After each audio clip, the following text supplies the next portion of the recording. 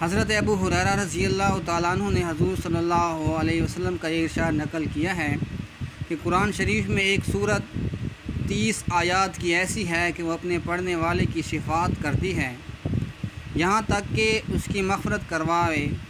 وہ سورت تبارک الذی ہے۔ روایات کے اندر اس کے بہت سارے فضائل ہیں۔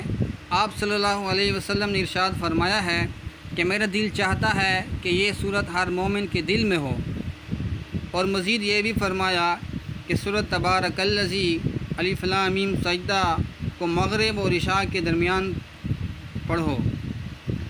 گویا جس نے اس کو پڑھا اس نے لیلۃ القدر میں قیام کیا، اور جس نے ان دونوں صورتوں کو پڑھا اس کے لیے 70 نیکیاں لکھی جاتی ہیں، 70 برائیاں دور کی جاتی ہیں، اور جس نے ان دونوں صورتوں کو پڑھا اس کے لیے عبادت لیلۃ القدر کے برابر ثواب لکھا جاتا ہے۔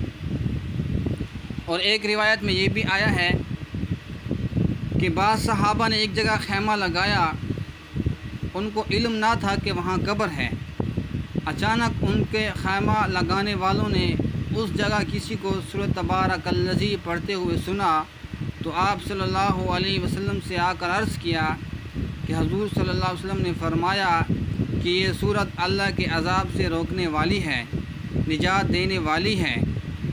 دوسری روایت میں آتا ہے کہ حضرت جابر رضی اللہ تعالیٰ عنہ کہتے ہیں کہ آپ صلی اللہ علیہ وسلم اس وقت تک نہ سوتے تھے جب تک الف لام میم سجدہ سورۃ تبارک الذی نہ پڑھ لیتے تھے۔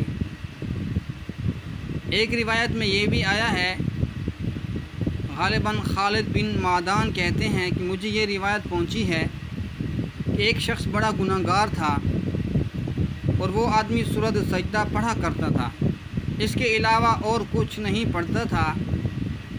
اس سورت نے اپنے اس شخص پر اپنے پر پھیلا دیے کہ اے رب، یہ شخص میری بہت تلاوت کرتا تھا۔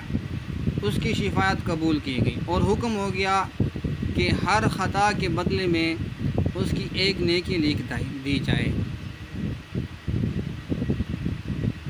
اور خالد بن معدان کہتے ہیں کہ یہ سورت اپنے پڑھنے والے کی طرف سے قبر میں جھگڑا کرتی ہے اور کہتی ہے کہ اگر میں تیری کتاب میں سے ہوں تو میری شفاعت قبول کر، ورنہ مجھے اپنی کتاب سے مٹا دے۔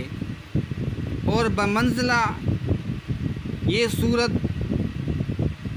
پرندہ بن جاتی ہے اور اپنے پر کو میت پر پھیلا دیتی ہے، اور اس پر عذاب قبر ہونے سے وہ اس کو روکتی ہے۔